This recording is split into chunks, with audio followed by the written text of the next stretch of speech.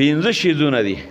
قرآن ته چې ګورې نو قرآن ته کتل دا عبادت ته ثواب پې میلاویږي او النظر الى وجه العلماء د علماء مخ ته چې ګورې نو دام عبادت ته حدیث مبارکو کې راځي النظر الى وجه العلماء عبادت د علماء مخ ته کتل د عبادت ته ثواب دی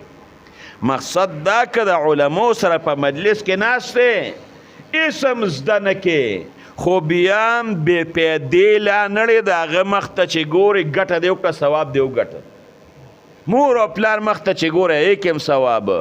خو د علماء مخ ته چې ګورې نو د مور پلار د مخ د کتو نه په دې کې ثواب زیات دی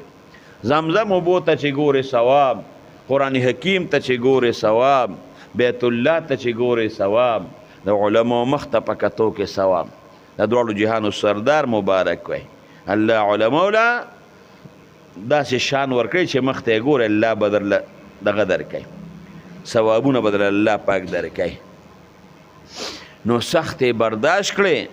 دین یې موږ ته راورسو په طالبۍ کې خامخا تکلیفونه